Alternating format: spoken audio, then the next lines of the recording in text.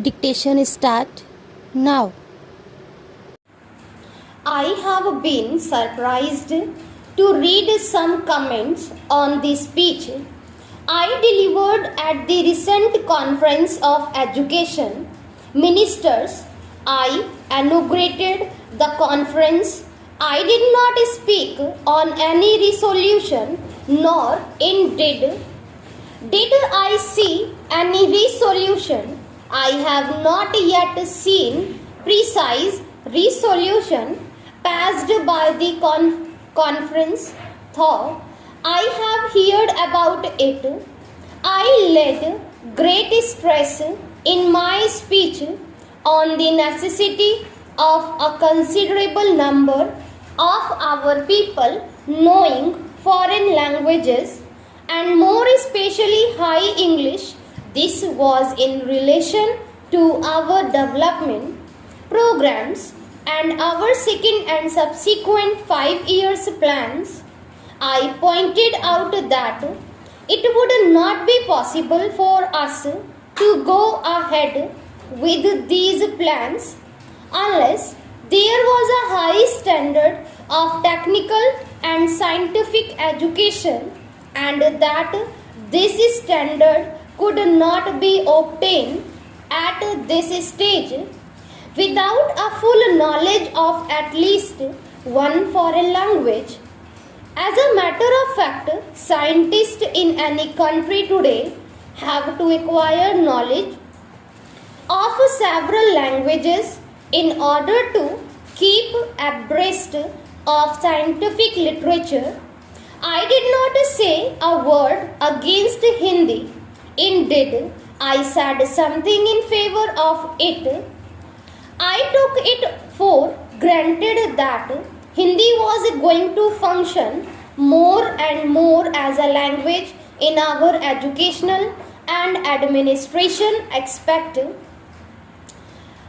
certain parts of India where the regional languages would be principally used, nor did I say anything about the medium of instruction. About this, I have no doubt that it will have to be either Hindi or either other languages. My positive stress was on a foreign language being learned adequately.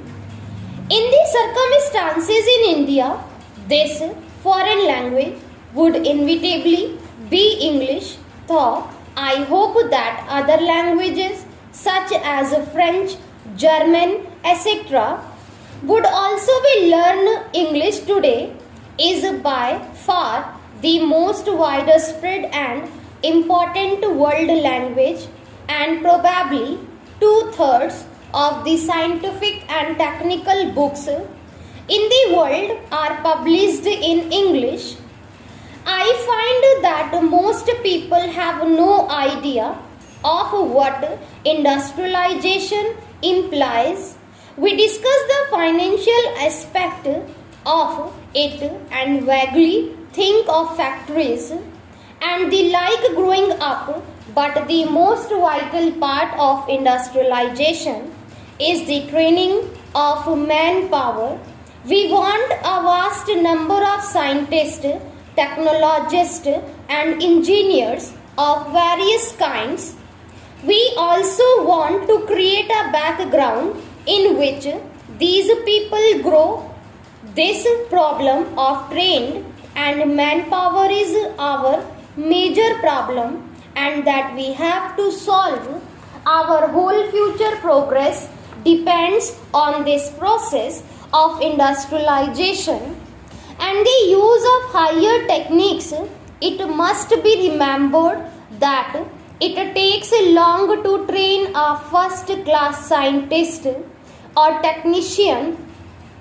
To put up a steel plant takes some years. It takes twice that time to train a technician who can run that steel plant. It takes 5 times as much time to train a competent atomic scientist. as it takes to put up an atomic reactor. We have thus today to organize the training for the people required for the second and third 5-year plans. We cannot delay this, or else our planning and industrial progress will be automatically held up. It is obvious that this high class training cannot be given today and for some years to come without knowledge of a foreign language.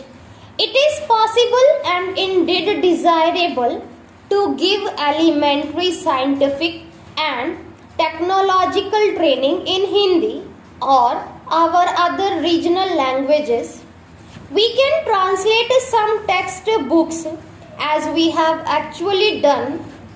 We can build up our technical terms in Hindi as we are doing, but we cannot produce the vast and complicated thought that lies behind this technical and industrial age by translating a few books or having a list of terms.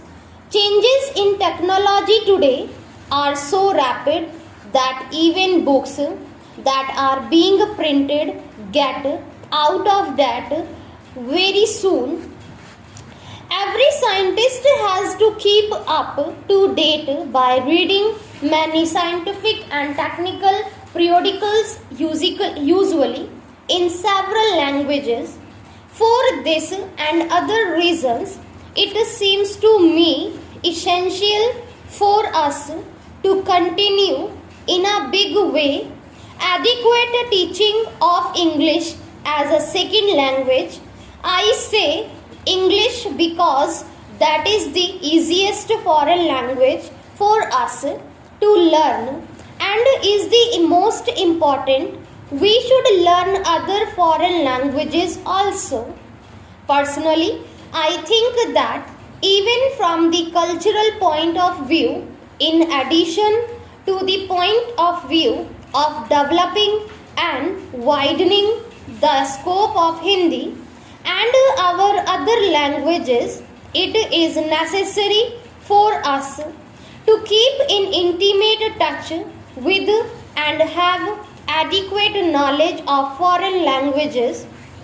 Only thus can the stream of thought come to us from various parts of the world. This will enrich Hindi and gradually make it a vehicle of this new thought, which will go to other countries, possible through Hindi. I fear that many of our people have little conception of the world. We live in this world of automation and atomic energy. We are living through a period of revolution and we have to face a struggle for survival for our country and not merely for achieving higher standard.